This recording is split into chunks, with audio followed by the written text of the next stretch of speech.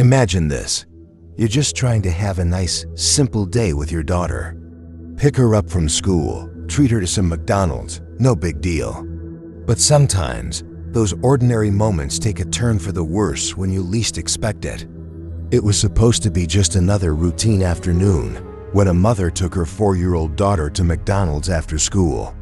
It was their weekly tradition, a simple pleasure that brought pure joy to the little girl's face and gave Mom a much-needed break from cooking at home. The restaurant they chose sat on the corner of a busy intersection in an upscale part of town. The sun was beginning to soften in the late afternoon sky as school buses made their rounds and early shift workers headed home. The steady stream of traffic flowed endlessly past the golden arches, brake lights glowing in the dimming light.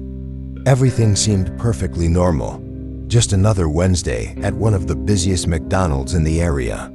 But no one could have predicted how this ordinary afternoon was about to take a terrifying turn. The afternoon sun hung high in the sky as mother and daughter pulled into the drive-through lane. The restaurant was hitting that sweet spot of busy, not overwhelmed with customers, but active enough that orders needed a few extra minutes to prepare. After placing their order and reaching the window, the mother handed over her payment to the worker, who politely asked them to park in one of the designated waiting spots just ahead. These angled spaces were specifically designed for situations like this, allowing customers to pull forward and wait comfortably for their food. She guided her car into one of the spots, positioning it facing forward as intended. The young girl sat quietly in her car seat, probably dreaming about the happy meal that would soon arrive.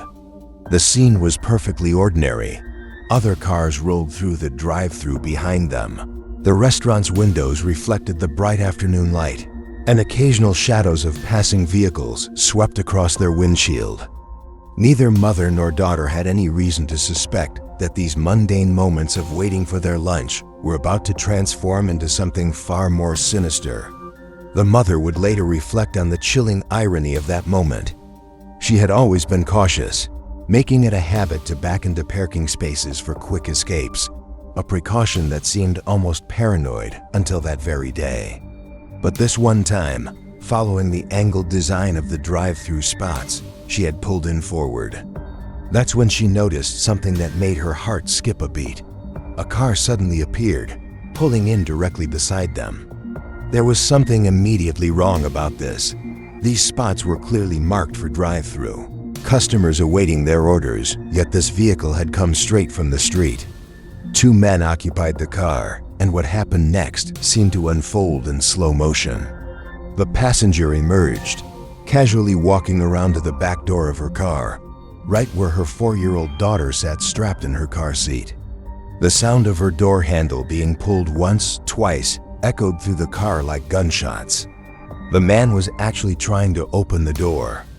In that moment, the mother's blood ran cold as she realized the significance of her always locked doors policy. Failing to gain entry, the man retreated to his vehicle, sliding back into the passenger seat. But something in his casual movement suggested this wasn't over. The mother's protective instincts surged as she twisted in her seat, confronting the would-be assailant with a universal gesture of disbelief and challenge. Their eyes met through the glass, and his response was as unsettling as it was casual. A silent sorry mouthed through the window before he retreated to his vehicle. Within moments, both men had disappeared into traffic, leaving behind only questions and a mother's racing heart. In the aftermath, she found herself analyzing every detail of those terrifying seconds. The fact that he had targeted the back door, where her young daughter sat, spoke volumes about his possible intentions. A simple robbery would have brought him to the driver's window, but he had gone straight for the child. Even without a visible weapon, the attempt was brazen enough to suggest this wasn't their first time. Her mind raced through the what-ifs, mapping out how she would have fought back if the door had opened. She could picture herself lunging between the seats, using her long reach to grab her daughter's legs, anchoring herself to her child, and fighting with the ferocity that only a mother protecting her young could summon. The mental image of using her daughter's car seat as leverage to pull herself into the back seat and become a human shield played out in her mind like a tactical plan. But the most chilling aspect wasn't what had happened. It was the calculated nature of their attempt. They had watched, waited, and struck in broad daylight in a busy parking lot, right outside a popular restaurant filled with witnesses. This mother's tactical mind continued to race through scenarios, each detail crystallizing with the clarity that comes from intense fear. Being in an American car, with the steering wheel on the left side, had actually given her a strategic advantage she hadn't considered until later. Her right arm could have reached back toward her daughter, while her left hand was perfectly positioned near the seatbelt release. It was almost as if her muscle memory had already mapped out this desperate defense plan, using her child as an anchor point to pull herself into the back seat, even though the thought of her daughter becoming the center of a violent tug-of-war made her stomach turn. The attackers' poor planning became more apparent in retrospect. They hadn't come in a stereotypical kidnapper's van with sliding doors and extra space. Instead, they'd chosen a small compact car, hardly suitable for a quick snatch and grab.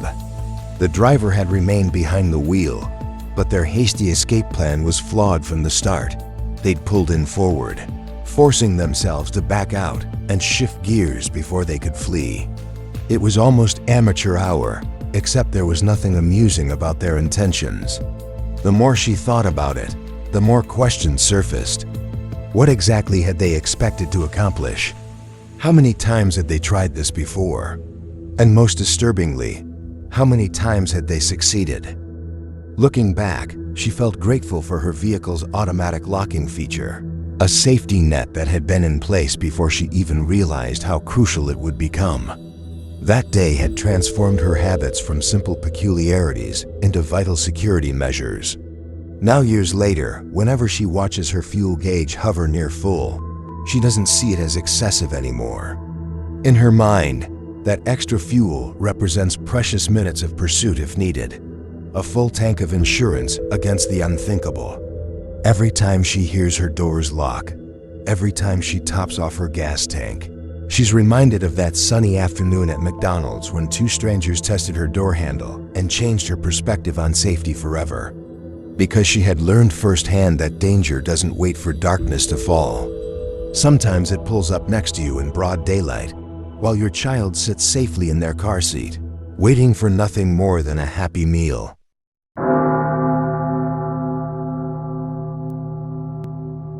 Imagine having a close friend you trust completely, someone you spend countless nights with, walking under the dim glow of streetlights. But what if one night, something happens that makes you question everything? That's exactly what happened in this story. Emma and her friend had a habit of hanging out late into the evening. It had become routine. Emma's mom would drop her off, and when the night was over, she'd come to pick her up. Simple, safe. At least that's what they thought. The two of them would wander through the quiet streets, laughing and talking, the darkness never feeling threatening. But just in case, she always made sure to tell her parents where she was going and what she was doing. She'd send messages every so often, just a quick update to let them know she was okay. It was a habit, one that seemed unnecessary at the time, until the night when everything changed. That night, Emma came over like usual, and they had to plan something a little different from their usual routine. There was a wooded area not far from the house, a place they both knew well. It wasn't just trees and trails. Right at the entrance, there was a park with a massive slide and a tall wooden climbing structure. It was the kind of place that felt like an adventure, even in daylight. The plan was simple. Go there, mess around for a bit, but this time, there was one key difference. This was the first time they'd ever stepped into those woods after dark.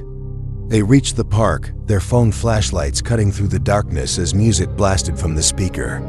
It was just them, alone in the still night, laughing as they climbed onto the tall slide and the wooden bridges that stretched across the play area. It felt like any other night until it didn't. The darkness had fully settled in, swallowing the trees beyond the park. That's when an uneasy feeling crept in. Something about the air, the silence between songs, it didn't sit right. She hesitated before speaking, then suggested they head back to her house or at least go somewhere else. The truth was, she had always been afraid of the dark, and at that moment, that fear was pressing down on her harder than usual. Something just felt off. As she placed her hands on the ladder, ready to climb down, a sound cut through the air. A soft rhythmic tap like raindrops hitting leaves. Instinctively, she froze. But there was no rain. The night was dry, the sky clear. She turned to Emma, and the look on her friend's face confirmed it. She had heard it too. Later, when they finally left and brought it up, Emma admitted it had been weird. But at that moment, neither of them wanted to say it out loud. Emma came over again not long after, and this time, they had a new plan, one that started as a joke. They decided to head back into the woods at night, not just to hang out, but to mess around a little. Maybe scare a few late-night dog walkers, maybe spook each other, just harmless fun. At least, that's what they thought.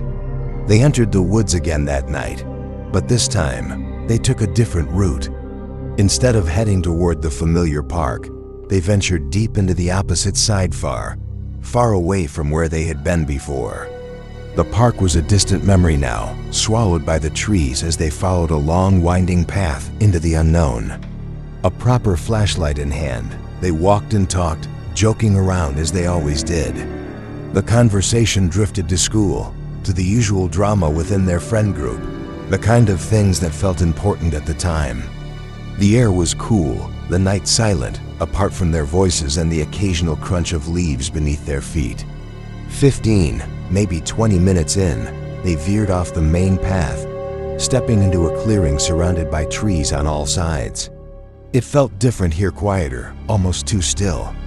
As she swung the flashlight toward the tree line, something caught her eye. Two glowing dots, motionless in the darkness. For a split second, unease gripped her, but she quickly dismissed it. Probably just those light-up dog collars, she told herself. Maybe two dogs wandering a little ahead of their owner, waiting for them to catch up.